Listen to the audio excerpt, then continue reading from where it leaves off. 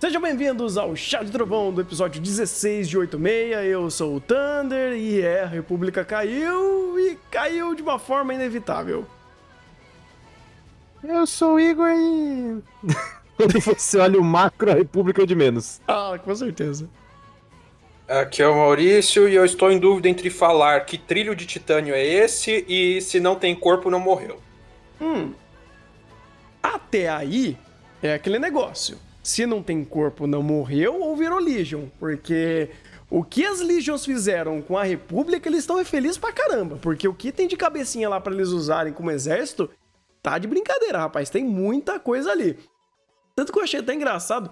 A minha inocência, apreciando as explosões e a música maravilhosa do Sawano, eu falei, nossa, que engraçado, a Lena está na frente de batalha. Aí eu prestei mais atenção.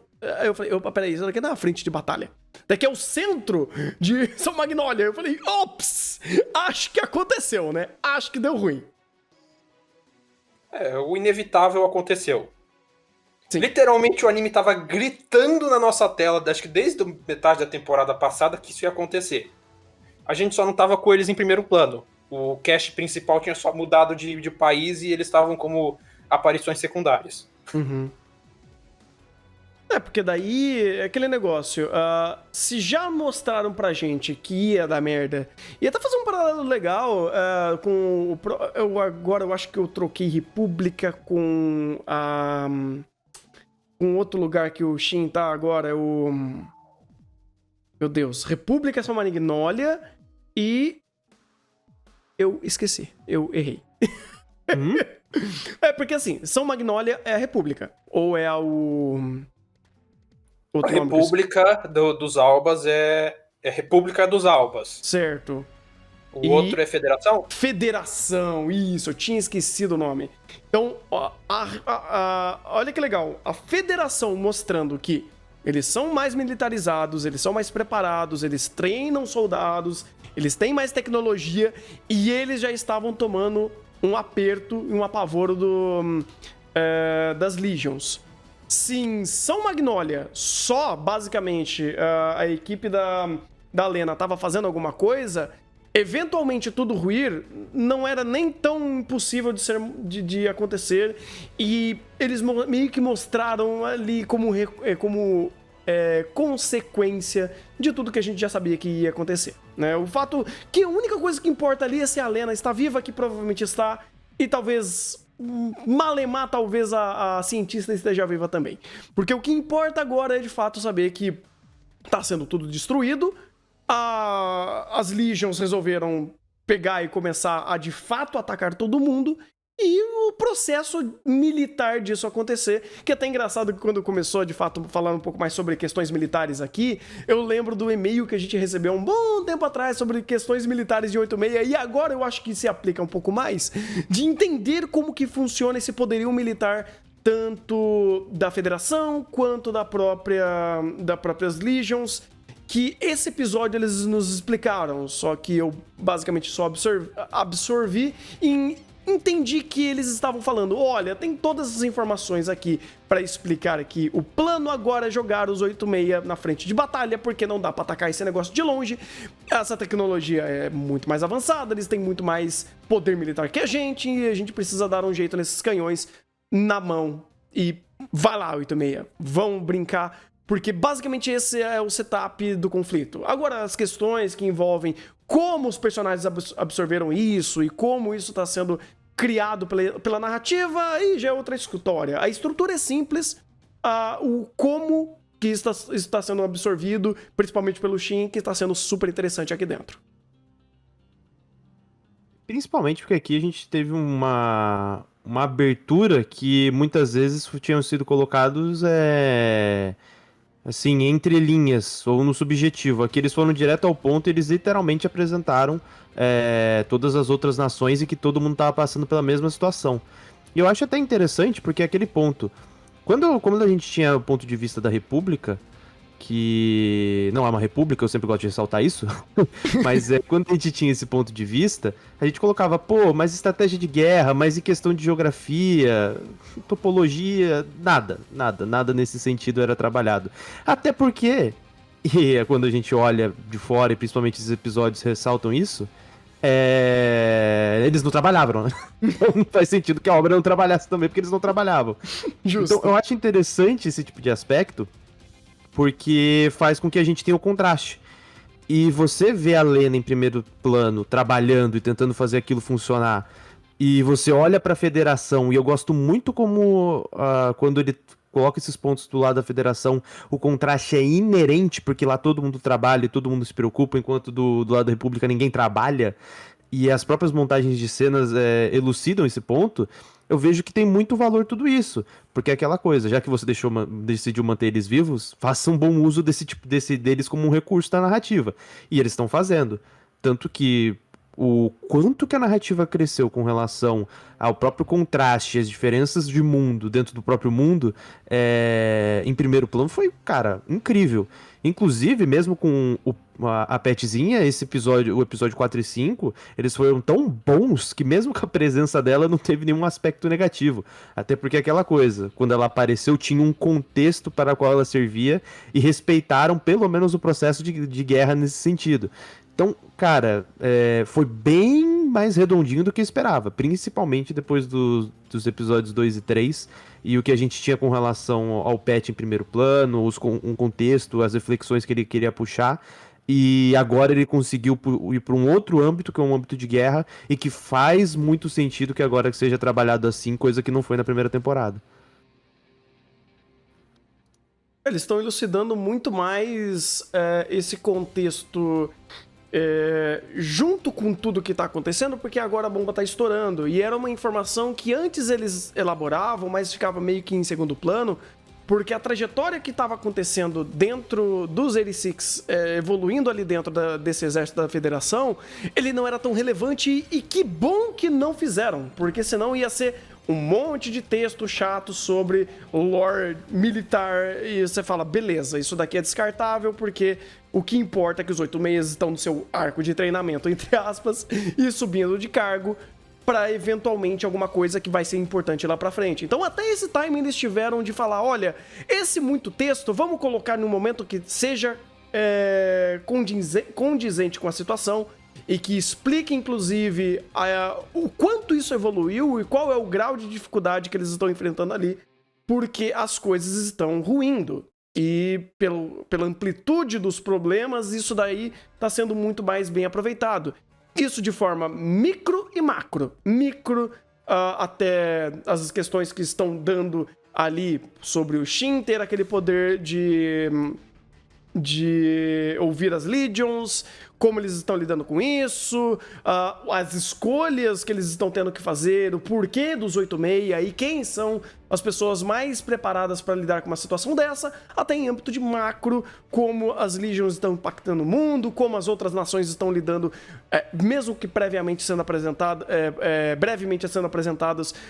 que está sendo complicado para todo mundo. Teve aquela videoconferência que eles fizeram e falou, então, tá foda, gastou o orçamento, tá apertado pra gente, a gente não tá conseguindo lidar com tudo isso, e meio que todas as regiões estão mais ou menos no mesmo barco, e que estão se importando com isso. Adorei, inclusive, que brevemente, quando o Shin tava mostrando no mapa aonde tava sendo problemático, quando ele mostrou São Magnum, ele falou, então deixa pra lá.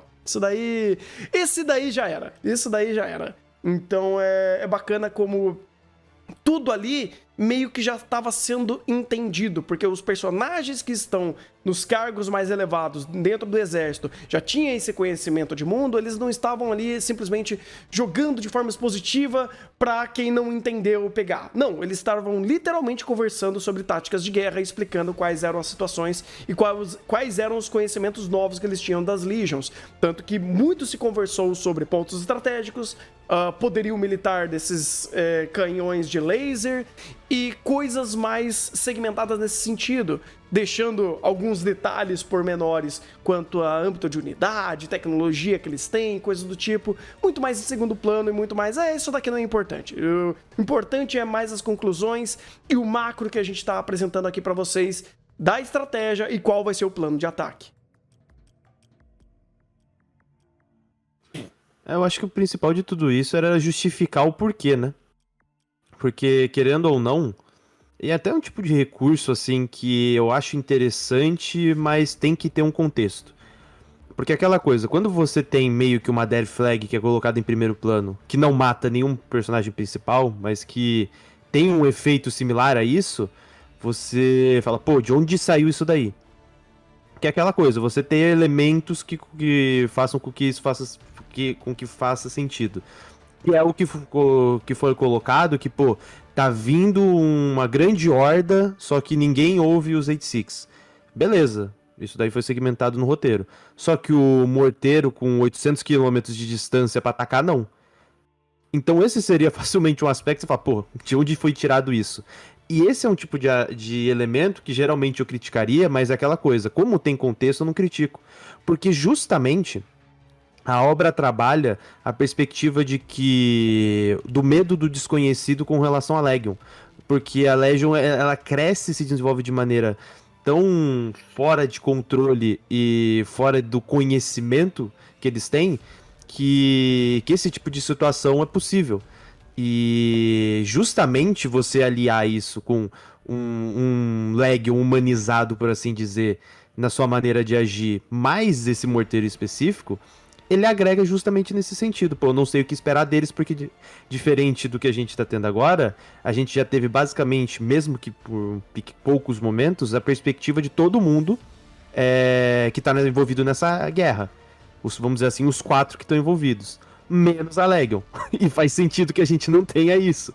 Então, é interessante que esse tipo de elemento que é colocado, primeiro plano, sempre te mantém alerta. E principalmente agora que a gente tá que a gente não tá na República, tá na Federação, isso tem ainda mais valor. Porque se a gente tivesse preso ainda na República, isso na República não tinha uma relação de causa e consequência ainda naquele momento. Agora tem. Tanto que a gente viu o que aconteceu com a República. Então, eu gosto desse tipo de recurso quando ele tem contexto, e no caso de Jade Six, nessa segunda temporada, ele tem muito valor, e eu gosto quando esse tipo de elemento é bem trabalhado, porque é aquela coisa, um tiro que você não sabe de onde veio, soa como um recurso de roteiro barato forçado. Porque, querendo ou não, se não fosse aquele tiro, eles não iam para essa missão suicida. Então é aquela coisa, se você quer colocar um gatilho de enredo, um gatilho de roteiro dentro do enredo, faça com que isso tenha sentido com base no que você trabalhou em questão de mundo, em questão da própria narrativa por si só. Então aqui eles trabalham isso e tem o sentido do porquê aquilo foi feito e a justificativa em torno do porquê que eles vão nessa missão suicida. Mas o mais legal de tudo isso independente de onde você esteja, quando a coisa ficar feia, os métodos vão ser os mesmos. Uhum. É interessante que esse canhão Ex-Machina apareceu depois do massacre, digamos assim, né? Os tiros dele na base. Tipo, a gente já viu a desgraça acontecendo, as tropas invadindo todas as frentes e massacrando tudo.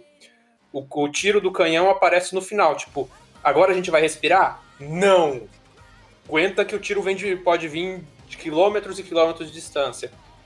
Eu não sei, mas eu acho que isso ajuda um pouco a, entre aspas, melhorar a suspensão de descrença. Porque ali, eles já mostraram, a Legion tem total capacidade para jogar uma força estupidamente gigante e passar por cima de tudo. Então o canhão é mais uma... Vamos dizer assim, é mais uma gota d'água ali. Agora, se eu quiser ser chato em relação ao canhão, eu tenho que criticar essa integridade ferroviária no meio da guerra, né? Porque tá complicadinho. Esse trilho tá aguentando... Você tem uma guerra que dura anos, ninguém destruiu a porcaria do trilho que leva a nação central e o trilho tá intacto. Dá pra chegar aqui...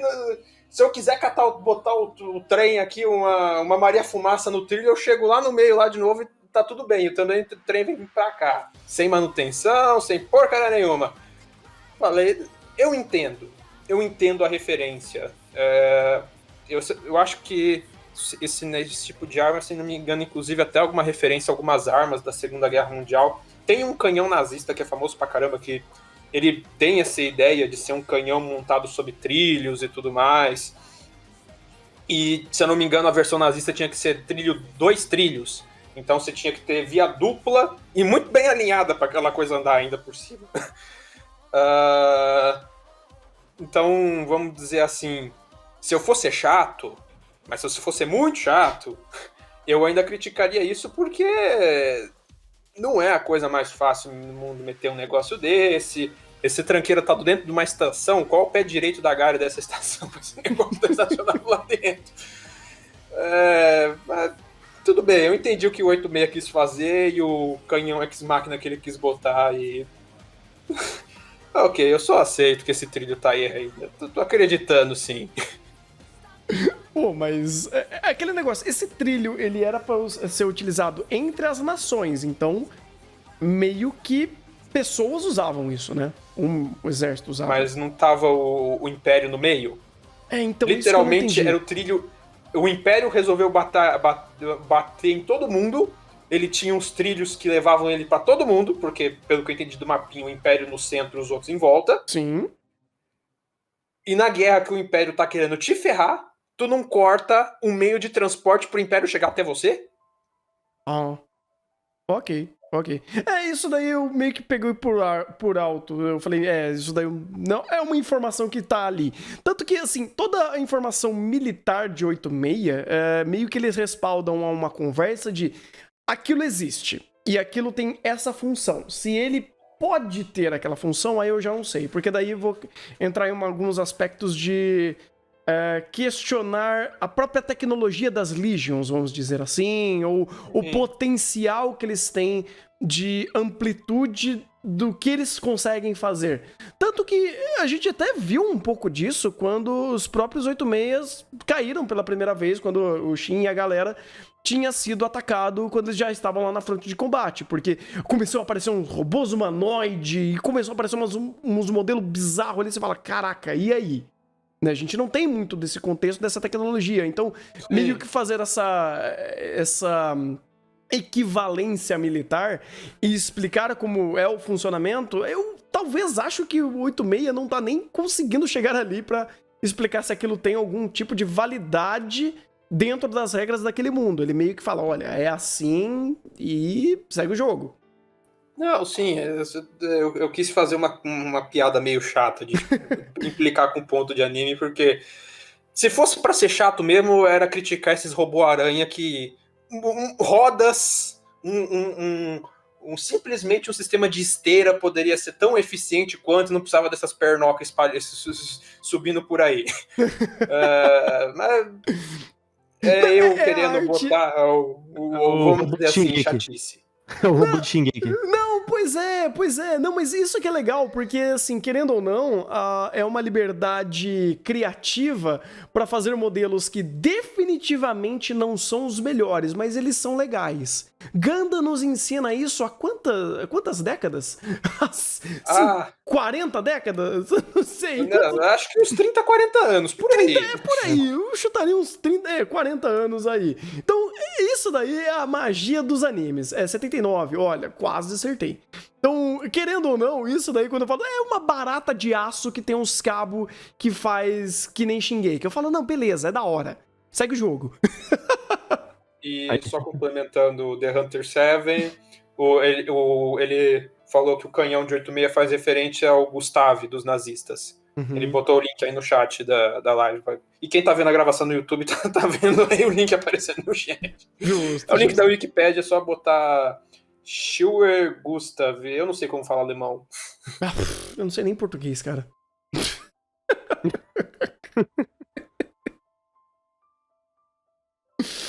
Ai. O que eu gosto também desse episódio é que eles estabelecem uma coisa muito legal, que é aquele negócio, deu ruim, a gente vai ter que mandar uma galera experiente pra frente de batalha. Quem que a gente vai mandar e quem são os mais experientes aqui? Os 86. Como os 86 têm essa perspectiva, eles vão mandar a gente porque a gente é descartável. É uma mudança muito legal de paradigma.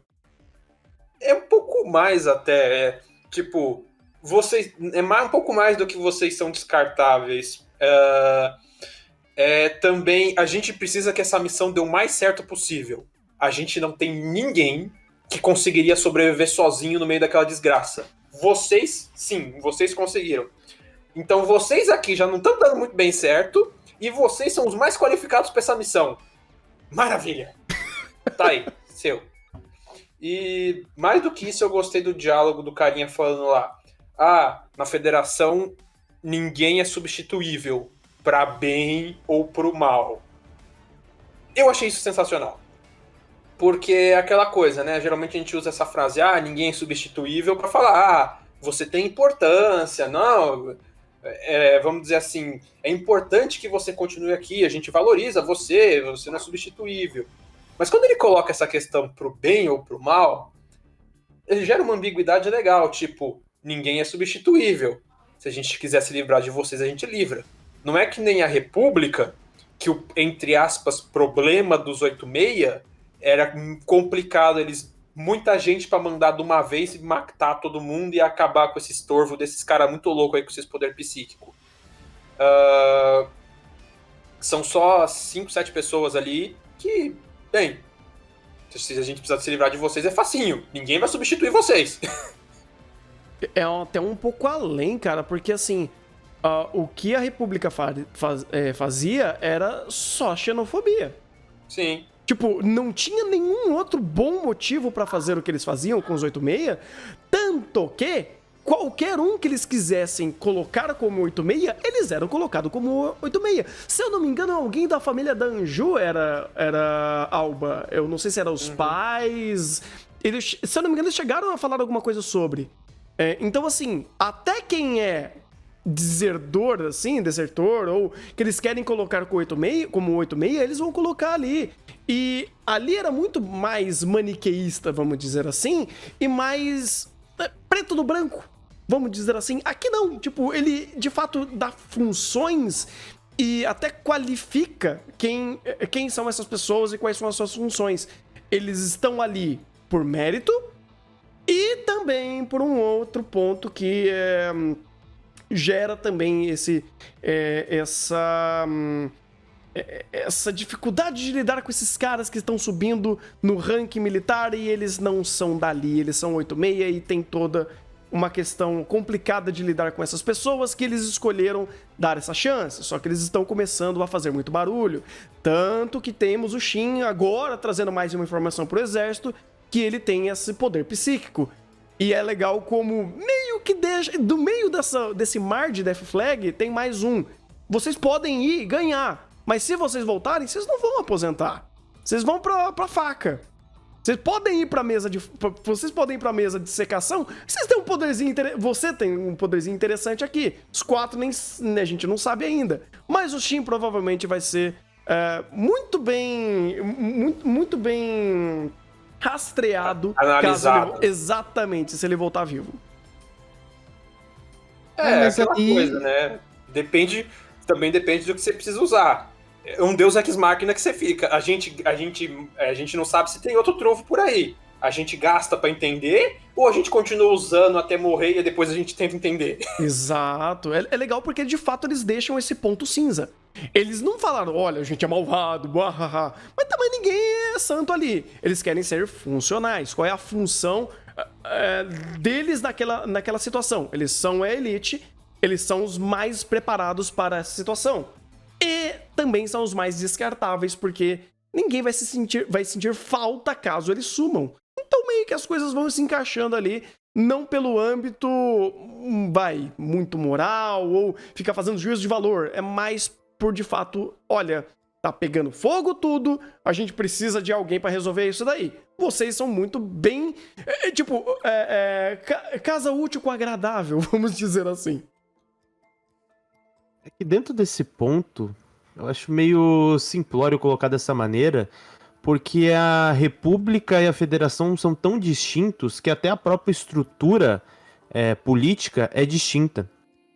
Então, enquanto na República a gente tinha um ponto de vista e todo mundo tinha que viver e seguir aquela ideologia que era colocada lá, então, até inclusive nesse episódio, fantástico a abordagem do tio da Lena, que é justamente o que a gente ponderava e colocava, ele colocou em primeiro plano e falou, você ainda como criança, você tem o direito de sonhar. Eu já passei por isso, então eu não tenho mais esse direito. E eu gosto muito desse ponto de vista e visão, porque ele justifica. Ele tá literalmente falando, eu entendo o que você tá pensando, eu também pensei, Helena, mas só que aquela coisa, eu já tô aqui há muito tempo, eu sei que eu não vou conseguir mudar a estrutura. Então eu me adequei a ela. E esse tipo de ideia é interessante pra justificar o porquê que ele deu aquele discurso na primeira temporada. Porque não é como se ele falasse aquilo de maneira a expor o que ele tá pensando. Ele tá expondo o que ele tem que expor. Porque esse é o ponto de vista que ele tem que ter pra viver naquela sociedade. Ou naquele tipo de sociedade. Então você, querendo ou não, quando você apresenta ele dessa maneira e ele apresenta esse ponto de vista, você entende o porquê que ele agiu daquela maneira, porquê que ele falou daquela maneira, entende que aquilo não é um ponto de vista dele, mas é um ponto de vista que ele precisa obedecer dentro do exército e que ela deveria se adequar àquilo. E que ele sabia de todas as falhas da República e colocou, cara, eu acho que o único jeito da República acabar é ela se autodestruindo. Então eu vou continuar fazendo o meu trabalho. Quando chegar no tempo de ela se autodestruir, tudo bem. Vai ser, vamos dizer assim, essa é a resolução pra resolver esse problema. Não vai ser eu ficar batendo pra mudar toda a estrutura hierárquica. Deixa cair que depois a gente reconstrói. Então, é muito interessante, porque querendo ou não, essa passagem, ela diz sobre muita coisa do ponto de vista da primeira temporada que realmente tem muito valor.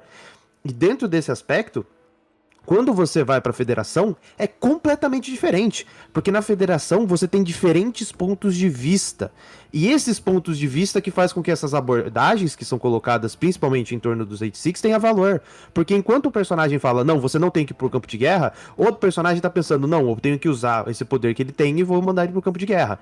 Enquanto um pensa, não, a gente precisa ter eles aqui porque a gente trata todo mundo igual. O outro pensa, pô, como que eu posso burlar essa ideia de tratar todo mundo igual? Porque a gente tem que tratar. Então, vamos achar uma maneira de burlar isso? Então, esse tipo de perspectiva tem muito mais valor em questão política, tanto que eles estão trabalhando na segunda temporada nesse sentido. Porque são elementos que, quando você coloca e pesa, ambos têm valor dentro da estrutura política. E essa guerra de perspectivas e de tentar agir nas entrelinhas respeitando a premissa que é estabelecida ideologicamente, é o que tem mais valor. Porque é aquela coisa, pô, é tudo bonitinho e lindo, maravilhoso, mas quando você chega na resolução, é a mesma coisa. O processo para chegar até a resolução é totalmente diferente, mas a resolução é a mesma. Tanto que é bacana que quando você tem uma perspectiva mais unitária desse problema... Hã? Então, o Igor tá brigando com ele mesmo ali. Quando tem uma perspectiva mais unitária dessa situação, quem tem esse ponto são os próprios 86. Eles que olham e falam, porra, estão usando de novo a gente na fronte de batalha. Estão descartando de novo a gente, sabe? Meio que exercendo aquele ponto que eles sempre sofreram. A gente sempre é o ponto de descarte. E aqui não é isso. Ou melhor... Ele tem isso, mas não é o ponto principal. Eles meio que, obviamente, não chegaram pra eles e falaram, mas toda a linha de raciocínio do mundo, do episódio como um todo, mostra que existe uma série de fatores que fazem eles estarem ali naquele momento. E um desses fatores é respeitar a escolha deles, porque eles escolheram estar ali. Se eles não tivessem escolhido estar nessa frente de batalha, e eles nem tivessem entrado de novo no exército, eles não estariam ali. Eles estariam vivendo a vida deles normal e e o exército queria lidar com todo esse BO. E isso é interessante, porque meio que joga um outro ponto à própria motivação dos 86. O momento do Shin desse episódio de surtar e desfragmentar e começar a ter pensamentos que até achei legal, que soam como, olha, ele tá ouvindo a galera que já morreu, é tudo da cabeça dele, é ele quebrando de vez, é ele surtando, que foi justamente isso. Tem uma série de estímulos que ele vai recebendo, e é muito bacana que esses estímulos, alguns são reais, como, por exemplo, a própria carta da garota que perdeu o irmão, ou ele absorvendo informações que os superiores dele estão falando, dele ouvindo as Legions. Então você tem uma série de estímulos que ele vai absorvendo, e muitos deles são ou ele conversando com ele mesmo, ou ele conversando com o roteiro, ou ele conversando com a temática, ou ele até mesmo ouvindo as questões das Legions. Então ele vai trazendo nesses múltiplos pontos de vista uma coisa bacana que no fim do episódio, ou no fim reflexão toda, a gente tem um Shin mais fragmentado, a gente tem um Shin mais frágil até. Ou ele recebendo tanto estímulos que ele tá ali, de fato, fazendo o que ele falou que ia fazer, mas ainda assim balançado com tudo que tá acontecendo. Ainda reforçando muitos aspectos para ele continuar seguindo em frente nesse meio de batalha. Pois até é engraçado como ele mesmo não está mostrando aquele ar de frieza e centrado como ele sempre foi. Ele tá balançado com tudo isso. Ele tá sentindo esses vários estímulos que ele tá recebendo.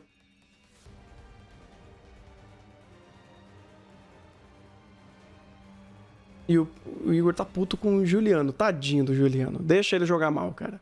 Deixa ele estragar sua bet. Não sei se é isso. Eu tô tentando chutar. Não, o Juliano joga no Corinthians, Thunder. Ah, tá. Então é isso mesmo. Então você tá puto pelo coração, não pela carteira. Faz sentido. Mas já que você ponderou esse aspecto aí...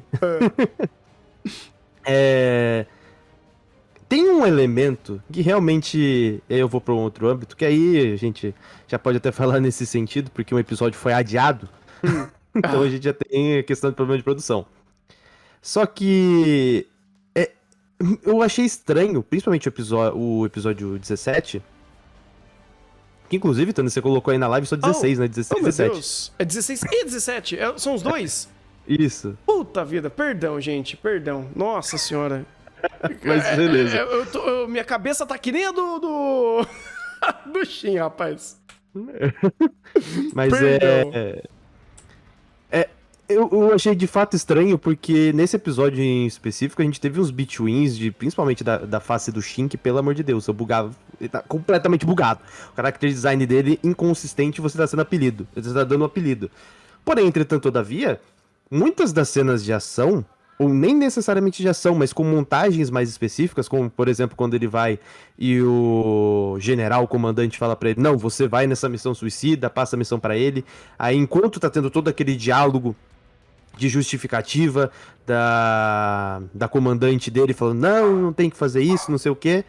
E aí tem uma construção de cena que denota a perspectiva de, pô, ela tá agindo basicamente como a Lena. Aí ele faz essa associação. Além disso, ele tá fomentando também a perspectiva do Shin com relação a todo mundo que morreu e falando, pô, mesmo que seja uma missão suicida, todo mundo morreu e eu não vou largar esse meu orgulho. Aí você vê a montagem de cena, você vê cada um com uma das almas, por assim dizer, virando aquele brochezinho que ele coloca e que ele deixa guardado de todo mundo pra dar esse registro, né? Ou seja, a montagem de cena, a ideia é fantástica. E isso que eu achei muito assim, estranho. Porque enquanto você tem essa cena que é fantástica em questão de storyboard, em questão da forma como foi animado, sonoplastia, o som de cada um caindo, você sente o impacto da cena, sonoramente, visualmente. Em contraste a outros momentos onde o Between simplesmente destrói a cara do Shin, apaga e fala, pô, isso aqui é outro personagem. Eu me senti vendo a segunda temporada de ReZero, em que o Subaru não conseguia ter um character design consistente por episódio. Então, aqui em momentos chaves, você vê, cara, detalhamento de character design, principalmente questão facial, no pico, lá em cima. Só que em outros momentos estava lá embaixo. Inclusive, você pode pegar até esse aspecto. Quando a comandante vai explicar o plano pra eles, ela vai lá, dá um soco na parede e sai, né? Dá uma perspectiva assim, olha pro enquadramento da cena. É sempre lá no fundo da sala, atrás dos personagens. Não vamos desenhar rosto. Se você olha a caracterização deles de trás, não tente procurar pela parte facial deles, nem pra corporal, porque se você se preocupar com aquilo, você vai bater a sua cabeça na parede. A comandante bateu a mão na parede, você vai bater a cabeça na parede. Então não repare nisso. Então é aquela coisa. Tem altos e baixos muito grandes e as melhores cenas que tem qualidade, pico, e aí eu falo qualidade não só em questão de animação, também falo na idealização de storyboard, porque você olha a cena que ele recebe essa informação e tem toda essa carga emocional nele, e você fala, pô, além da qualidade de animação, o storyboard tá trabalhando aqui pra caramba. Aí você olha pra outro corte, que foi esse caso quando ele recebeu a notícia, cara, o enquadramento é travado, os personagens estão bugados, a gente não vai mostrar a boca deles falando. Você olha pro personagem e fala, pô, a altura tá realmente correta, ela tem essa mesma altura aqui, e tipo, não faz sentido, mas é aquela coisa. É muito pico de altos e baixos, de momentos muito bons e de momentos que tá acontecendo aqui. E com o adiamento do episódio 18, isso fica mais fácil de entender ainda do porquê que isso tá acontecendo e o porquê que tem momentos tão bons e outros momentos tão ruins. Tanto que eu achei bem estranha o momento do final do episódio que eles estavam conversando na sala. Isso me deixou... De fato, você explicou tudo, faz muito sentido. As escolhas de minimizar a sua imersão e o seu entendimento pela cena, escolhendo não fomentar muito a reação de personagem e deixando as coisas meio que mais ali, sabe? E a cena aconteceu.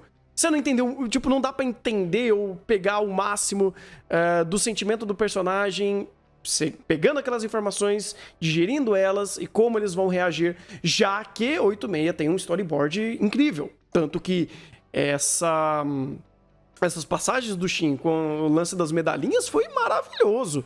E ali que mostra, de fato, todos os embates do Shin quanto à escolha dele estar ali. Ou os problemas que ele tá tendo de estar tomando essa decisão, de orgulho, de essa carga que ele traz, né? Esse legado que ele traz das mortes que ele fez e ele não pode recuar. E mesmo ele começando a bambear sobre isso. E até uma coisa que eu não entendi, a carta que ele recebeu era de fato a garota dizendo tudo aquilo ou foi uma outra coisa? Ou eu tô viajando? Porque foi meio que a carta... Hã? Ela disse. Ela disse então tudo aquilo. Porque o outro babaca de plantão, ele leu e fala, pô, é uma excelente ideia você jogar a culpa nele, né? Não, pois por isso. Porque, tipo, foi ali, pum, já deu gatilho e já começou ao Shin surtar. Então, eu não sei se ele tava maximizando, se era coisa dele, ou se, de fato, ele era a carta mesmo que tinha feito aquilo. Aí faz mais sentido. Era só uma pequena dúvida mesmo.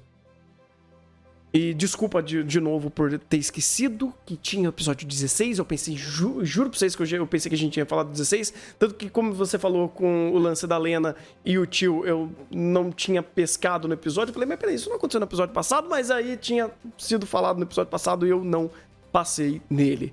Tanto que o episódio passado ajuda também a mostrar esse Shin mais fragmentado, mais ressentido a tudo que está acontecendo.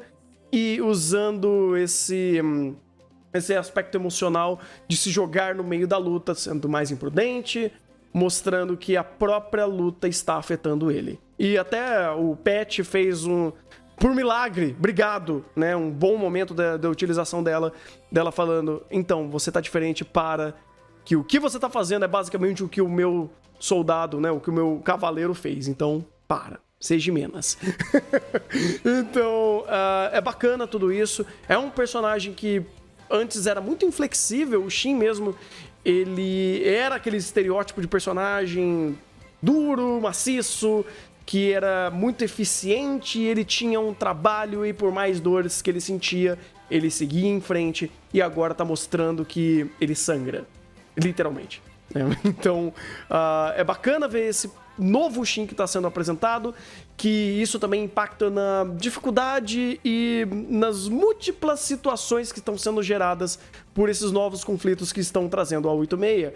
Mais uma vez, dando mais foco e função a personagem também. O mundo é importante, os conflitos desse mundo são interessantes, como a federação agora está reagindo a tudo isso, é bacana.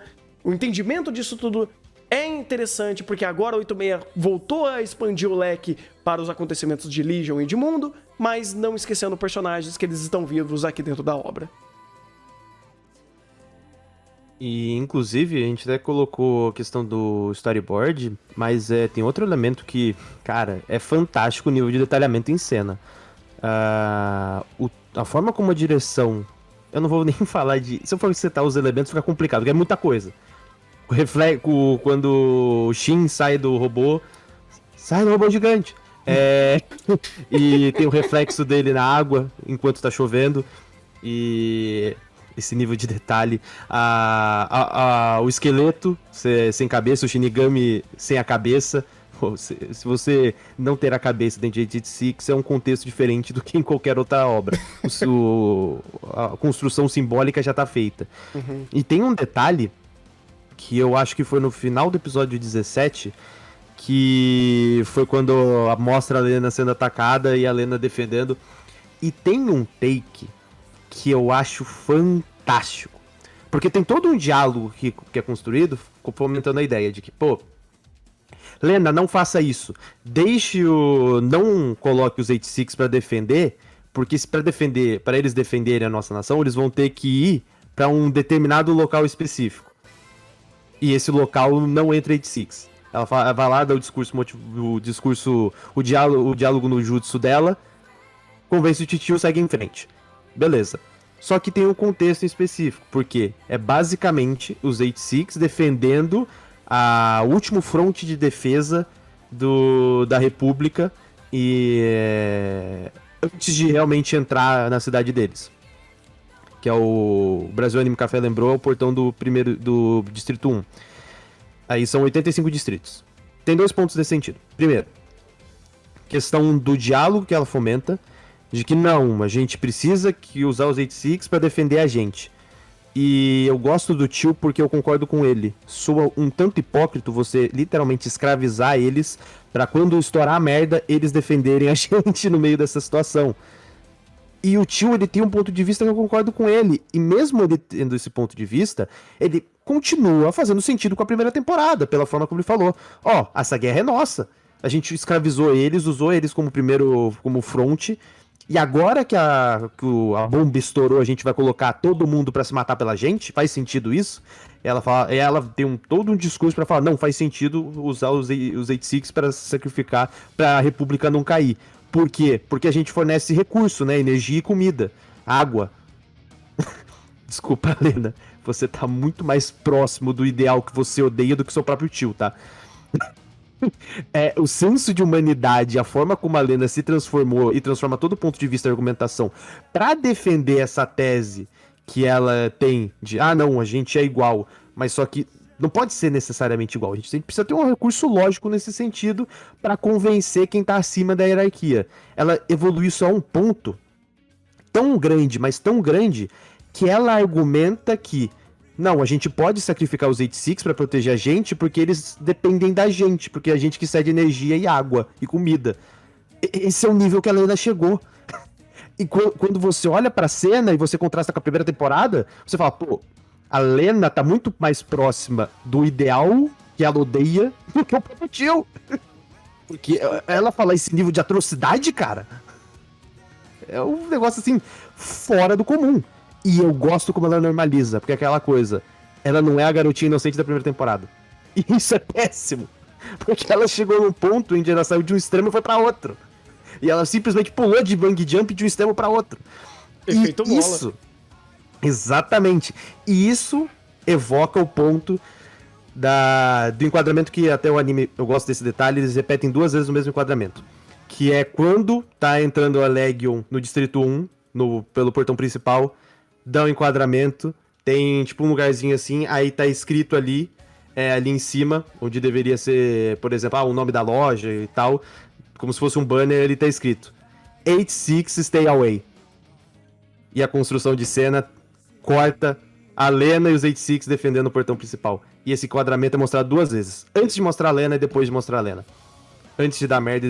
Cara, esse nível de detalhamento que eu falo, cara, é um nível de detalhe que ele reverbera tão grande, mas tão grande que é uma frase. Mas essa frase tem um valor tão grande porque literalmente eles estão... Fiquem longe daqui, 86. Os 86 estão defendendo aquela nação mais do que o próprio exército daquela nação. Então, cara, esse nível de detalhe que eu acho fantástico em 86, porque é um enquadramento que te faz refletir por horas. Eu gosto dessa coisa, desse ponto que o Igor trouxe, porque além da Lena tá com esses argumentos lógicos um pouquinho deturpados, só um pouquinho, você tem a questão de que o anime ainda te passa a ideia do embate um pouco emocional versus racional do tio dela, porque se você for ver o cerne, entre aspas, do argumento da Lena, ela ainda passa, não, eu quero salvar pessoas, eu não quero que as pessoas morram. Só que nesse meio argumento ela esqueceu de considerar pessoas, os 86 que ela mandou pra matar no frente de batalha. Por mais que o esquadrão dela parece que tem o menor número de mortes e tudo mais, ela tenha se empenhado para ser uma boa comandante e tudo mais, é interessante como tem ele ainda tenta te puxar pro lado da Lena, primeiro por uma empatia com o personagem.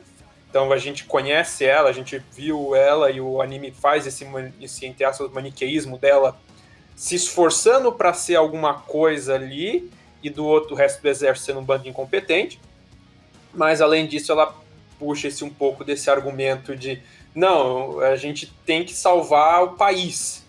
Então a gente vai sacrificar eles, a gente vai lutar para salvar o país inteiro e o país não acabar. Não sei se entra, mas aquele argumento, eu vou sacrificar 5 para salvar 50. O problema é que esses 5 são sempre os mesmos 5 o mesmo grupo de 5 de sempre que esse país, que essa república, né, essa república entre aspas, tão república quanto algumas republiquetas do nosso mundo, que é república só no nome, que é sempre o mesmo grupo étnico que essa república sempre jogou para matar e nunca reconheceu.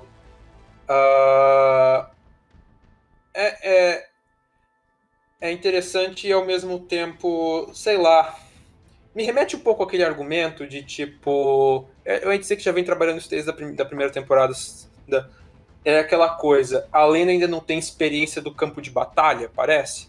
Esse tipo de argumentação me parece isso, tipo, ela não tem noção do que é estar na linha de frente, ter um tiro passando do lado do teu olho, ter 30 negros do teu lado que acabou de morrer com uma explosão e não, a gente tem que salvar pessoas. As pessoas não podem morrer.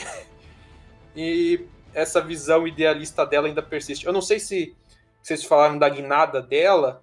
Eu ainda acho que, pelo menos pelo que eu entendi, ainda é um pouco da visão idealista dela. De ela tá controlando o esquadrão e tudo mais, mas ela ainda tá só no controle. Ela não tava até esse momento no campo de batalha vendo o tiro passar em cima da cabeça dela, literalmente de frente com a máquina. Não é o cara que eu tô mandando ordem pelo walkie-talkie da 30 km daqui que tá morrendo. É o cara do meu lado que tomou um tiro na cabeça. Eu acho interessante essa construção toda. A Lena é uma personagem muito incrível que ela poderia ser uma péssima personagem em qualquer anime. Ou esse estereótipo dela poderia ser uma porcaria. Mas estando em 86, e quando você olha os outros personagens que interagem com ela, você fala, cara, essa personagem estando aqui e fazendo o que ela faz, é muito positivo pra obra. Porque, inclusive, quem deu esse ponto a mais agora, que a gente teve poucos momentos dela em tela, mas momentos bem efetivos, foi no primeiro episódio, mostrando que ela se adequou ao sistema e tá utilizando o sistema, então ela aprendeu a utilizar muito mais esse âmbito militar, aprendeu a lidar com pessoas, a lidar com patente, a meio que fazer. Se você quer fazer rir, faça rir, né? Então, ela entendeu como os albas funcionam. E agora, quando você tem a conversa com o tio sendo antagonizando de novo ela, só que agora num tom muito mais empático, só que com um ponto racional dele tendendo à empatia, quando na temporada passada ele era um racional tendendo à antipatia, porque a gente tinha empatia com a Lena, e a Lena estava errada nas duas formas, dos dois momentos, isso é ótimo, é fazer esse papel. De novo, ela é muito pura, e aí quando ela começa a se corromper, ela se corrompe um pouco demais, e começa a falar um pouco mais de groselha para um lado que não faz muito sentido, onde ela não exerce aquele ponto de empatia à humanidade, salvar a humanidade, e ela trabalha com os 86 como, de fato, ferramentas agora, e é porque a situação piorou. Então, é bacana como o tio dela sempre é centrado, e quando ele tende ao mais ou a menos, você entende a lógica dele, mas ele não muda. O ponto de perspectiva dele e de racionalização sobre esse mundo, ele sempre mantém correto, só que é aquele negócio, a mola indo para um lado, um pouco mais para um lado ou um pouco menos para o outro, faz a Lena ser essa personagem mais inconstante e passando sempre do limite. Ou um limite de tratar todo mundo como humano e todo mundo é amigo e arco-íris, ou agora dela falar, então, a gente tem que usar eles mesmo porque a gente oferece comida, somos os superiores a eles. Não de uma forma direta e não com esse mesmo discurso, mas no resultado é isso que acontece. No subtexto. No subtexto, exatamente. Não é como se ela estivesse racionalizando isso e pensando de forma isso. Mas inconscientemente é aquele preconceito enrustido. Ela fala que se trata como iguais, mas nessa de tentar argumentar com o cara... Não, eu preciso argumentar com ele. Que argumento que eu posso dar? Esse? Só que ela dá como se ela tivesse convencida disso mesmo. Exato. Na verdade, ela tá convencida disso. Tipo, o tio dá, como o Igor falou, o tio dá uns argumentos bons. E é até a própria questão, tá? Os 86 vão entrar. Eles vão ter acesso ao povo que oprimiu eles, que tava mandando eles pra morrer. Você acha que eles vão ficar quietinho obedecendo você? O que você vai fazer pra manter eles na rédea? Inclusive ele dá um tapa de película nela, né? Porque ele fala, beleza, eu entendi tudo que você falou, mas agora é a hora dos adultos trabalharem. Tipo, quando ele coloca esse ponto e fala, beleza, você falou um monte de lorota, deixa eu trabalhar. Deixa eu fazer o que eu sei que eu tenho que fazer nessa situação, porque eu escolhi esse lado. Eu não tenho como sonhar, eu tenho como lidar com a realidade. E eu escolhi isso, eu entendo melhor do que você qual é as tretas desse mundo. Então deixa os adultos trabalharem agora. Tanto que, claramente, ela fica sem reação. Claramente ela fala, mas peraí, eu não te expliquei muito bem o meu ponto. Ele fala, você não precisa mais explicar nada. Você já explicou tudo. Foi ótimo. Deixa os incompetentes se matarem aqui, minha filha. Você não entendeu que agora é hora da gente matar e se matar? Exato! Ele é fantástico! É fantástico. E corroborando ao próximo episódio, foi isso. Olha, todo mundo, as Legions já invadindo o primeiro portão, todo mundo morrendo, e olha a contradição aqui de você lutando, usando 86 pra salvar a nossa bunda, sendo que eles não são bem-vindos aqui, e 2 vezes mostrando aquela placa maravilhosa que seria um quadro a essa situação. Seria uma das cenas que mais representa essa situação de 86 dessa segunda temporada, que é fantástica. Então, de fato, a Lena, ela é uma personagem que, por bem ou por mal, ela é fantástica aqui. Eu adoro como, inclusive, o próprio anime tá constantemente falando, olha, ela ter esses defeitos é maravilhoso pra narrativa. E aquela coisa, não é como se fosse uma perspectiva sem tons de cinza. Porque, querendo ou não, você tem vários viés de perspectiva. Você tem esse que eu falei, que é basicamente ela usando o povo que foi oprimido como frente no meio da guerra, antes ainda dos próprios Albas. Você tem uma outra perspectiva de que, ela finalmente vai conseguir se juntar com eles pra ir pro campo de batalha, que é o que ela queria desde a primeira temporada, mas ela não podia sair do posto dela pra ir lá pra frente pro campo de batalha. Você ainda tem uma outra perspectiva, que é segmentar essa construção de baixo pra cima. Então ela vai ter a possibilidade de fazer isso, porque querendo ou não, quando se dá a queda, é que você pode fazer o processo para reerguer. Então você ainda tem mais outros elementos que você pode corroborar para falar, ela pensou isso, ela pensou aquilo, porque são N possibilidades. Da forma do que vai pensar e o que pesou mais, o que pesou menos para enviesar esse ponto de vista. De qualquer maneira, quando você coloca preto no branco, é basicamente o que o tio dela falou, que é usar os 86 como frente de batalha no meio daquela situação.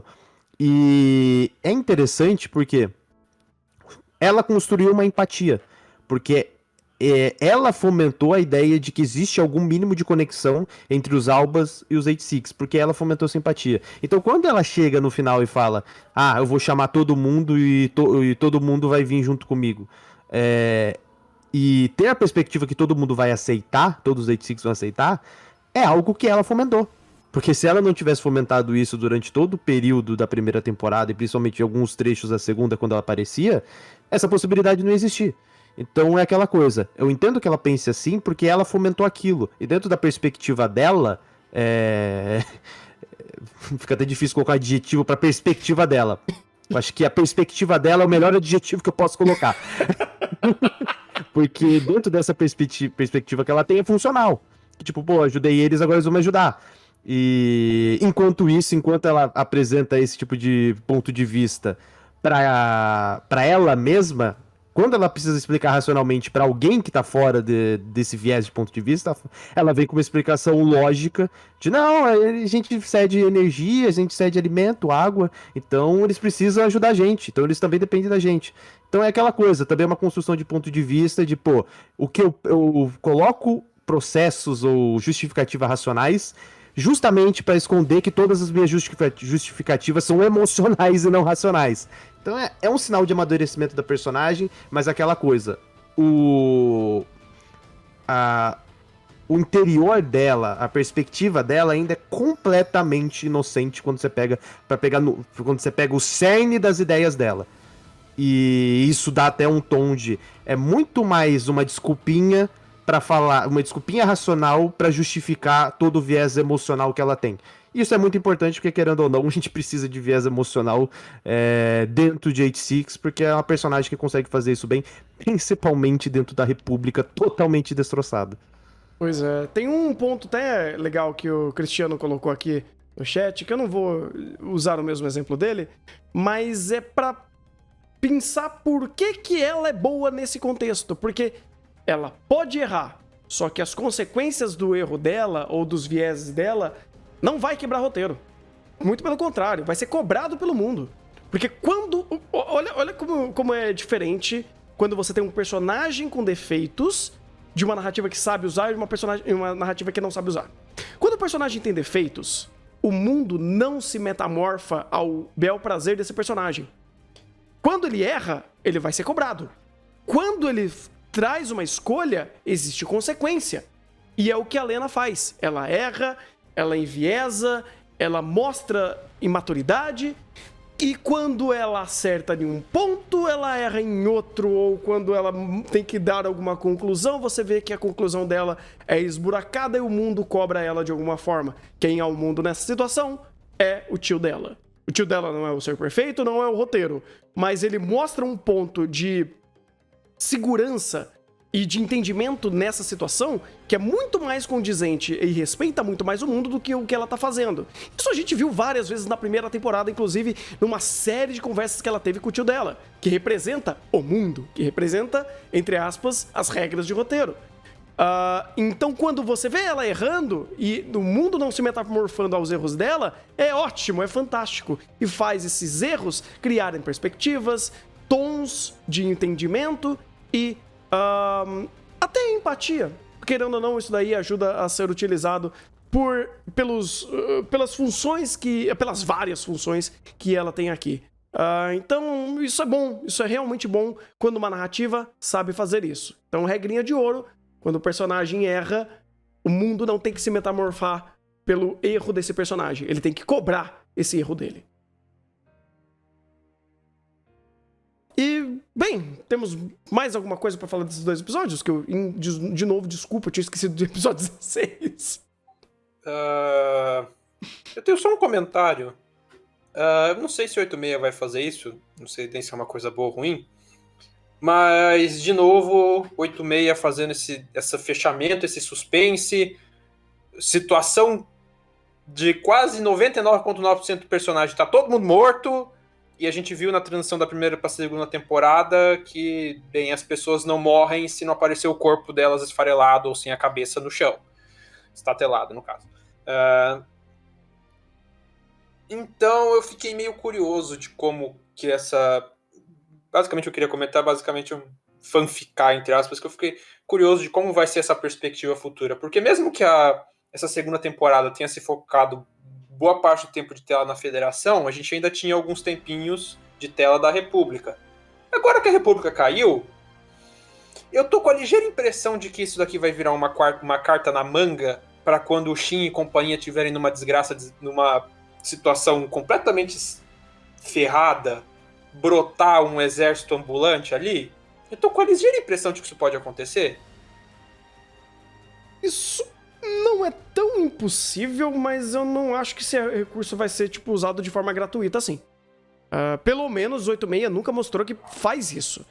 E é até legal que, querendo ou não, é até uma mudança de paradigma quando você olha o que foi o final da primeira temporada, o que tá sendo desse agora. Porque quando falou, olha, então, o Shin e companhia foi pra frente de batalha e morreu, a gente começou a falar, puta, o Shin vai voltar como Legion, vai dar merda e não sei o quê. Agora é o contrário. Tipo, a República caiu. Será que toda aquela galera vai voltar como Legion e de repente a Lena vai estar ali, virou um robozinho? Meio que se muda essa perspectiva, mas, obviamente, em âmbito de ficar tentando prever o que o 86 vai fazer, é um medo, de fato é um recurso fácil para ser utilizado e, de repente, mais power play, porque a gente dizimou uma nação. Faria sentido pela própria estrutura que as Legions utiliza, de ir absorvendo mais recursos humanos, né, mais pessoas, mais cabeças e usar isso como processamento. Mas se é só isso pra... aí temos mais exército agora e só ganhar em âmbito de unidade e não fazer nada tão criativo dentro da trama em cima disso, eu não acho que eles vão fazer. Dá pra fazer. É completamente cabível nessa situação. Mas eu espero que o 86 seja inteligente em fazer esse recurso valer.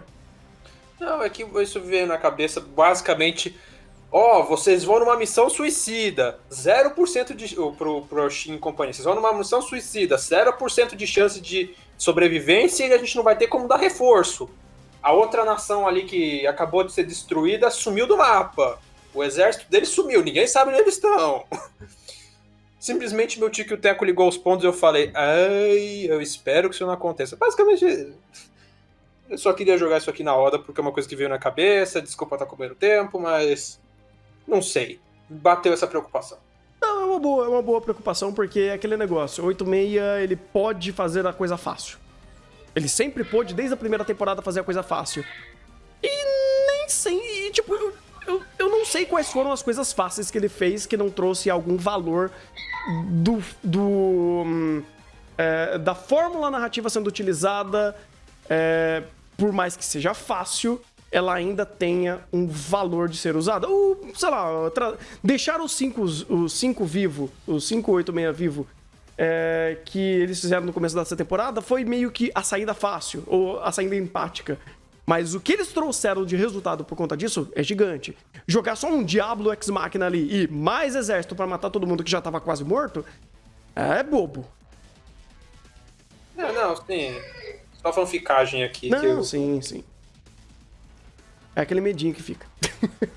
Pois é. O Tico ligou com o Teco e ele falou, a ligação não tá legal. Deixa eu jogar essa bomba no chão. Te entendo.